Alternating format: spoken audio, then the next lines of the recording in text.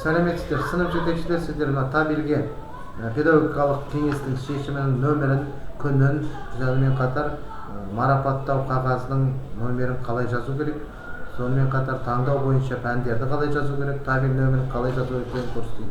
Сіздер бірінші кіресіздер есептер, одан кейін оқушылар, мысал үшін 5-ші Ә сыныбын алайық.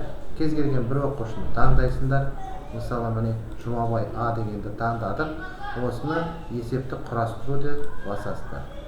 Осында сіздерде мына жерге есеп шығады, одан кейін басып шығару дегенді басасыздар. Басып шығаруды басқаннан кейін сіздерде мынандай бет шығады. Осы жерге таңдау пәні. Жоғары сыныптар абай тану деп жазады. Абай тану. Ал бастауыш сыныптар бала абай деп жазады. Міне. Осыдан кейін нөмірді қоясыңдар. Табелдің нөмірі, например, 605. Табелдің нөмірін осы жерге қоясыңдар. Міне, таңдау курсын жазасыңдар бірінші. Табелдің нөмірін жазасыңдар. Сосын мына жерге келгенде педагогикалық кеңестің шешімі деген бар. Педагогикалық кеңестің шешімі дегенді жазасыңдар. Педагогикалық кеңестің шешімі дегенді, педагогикалық кеңестің шешімі деп осы жерден бастап толық жазасыздар. Педагогикалық деп қойдым.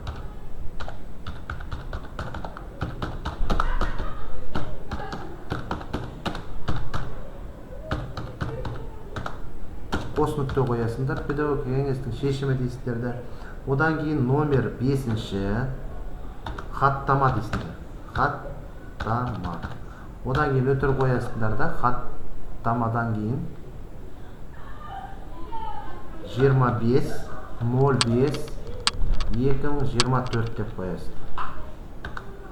Жыл дейсіздер де, мысалы үшін бұл бала 5-ші сыныптан 6-шы сыныпқа көшіріліп жатыр. Бұл жерге өтір қойып барып 6-шы сыныпқа көшірілді дейсіздер. 6-шы сыныпқа көшірілді. Немесе 3-ші сыныпқа көшірілді дейсіздер ме? Одан кейін нүкте қоясыздар, сосын барып кетеді. Мысал үшін марапат қағазына ие болған оқушыларға нөмір қоясыңдар. Немесе айтамыз мақтау қағазы нөмірін қоясыңдар. Мысалы аласыздар заводчықтардан мақтау қағазын, мақтау қағазымен марапатталды дейсіңдер.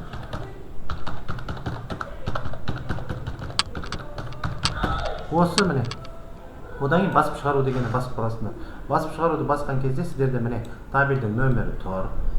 Онымен қатар астында педагогикалық кеңестің шешімі тұр. Осылай шығарасыздар.